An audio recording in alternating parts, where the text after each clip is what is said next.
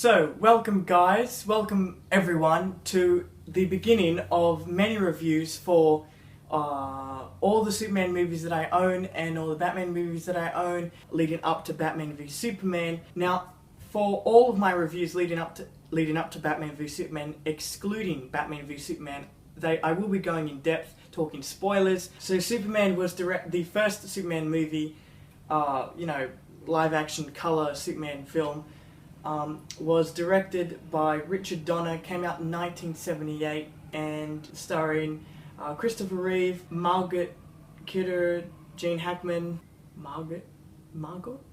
I don't know. For its time, it is a good, not only like superhero movie, but a good movie in itself. It is a little bit outdated with special effects and other of the technicals. Overall, it is a really good movie that you will have such a great time with. First of all, the story is Krypton is destroyed, Kal-El/Superman is sent to Earth as the only surviving member or civilian of Krypton. He grows up on a farm with a power plant and Markant. Events occur that lead to him going to Metropolis, and then he becomes Superman, and then he saves people. And it's just, that's the fun part. Now let's go on to the casting and the performances. First off, let's get to Gene Hackman. Gene Hackman is not the perfect Lex Luthor. I'd probably say that the perfect Lex Luthor is the one from the cartoon. For what they were going for, Gene Hackman was the perfect choice for Lex Luthor, and let's just say that he was like the Jack Nicholson of the Superman movies. They did, like, no one really knew much about Lex Luthor or these characters that well, so when you watch it you can sort of understand, because of the date that it came out, you can sort of understand that they won't be comic accurate. Like, no comic book movie really is comic book accurate.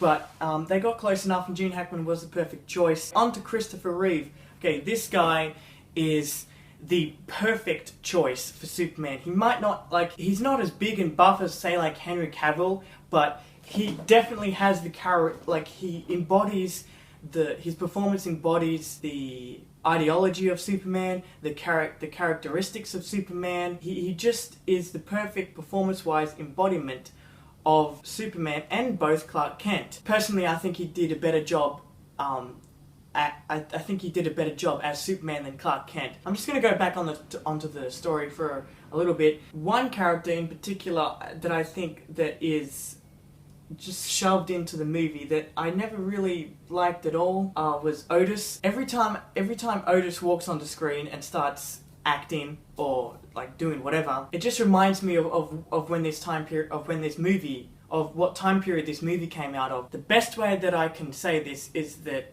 the character Otis in this film kind of pulls me out of the film a little bit. Everyone else is fine, even Miss Tessmacher. Yeah, she's fine, but it's just really Otis that pulls me out of the film.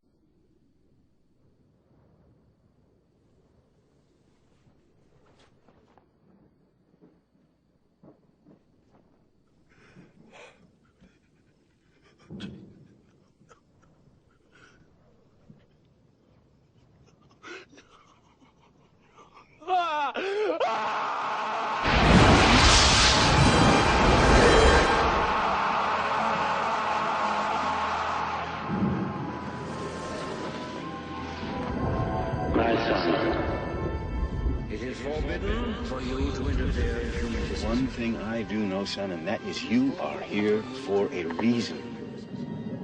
It is forbidden All those things I can do, all those powers, and I couldn't even save him.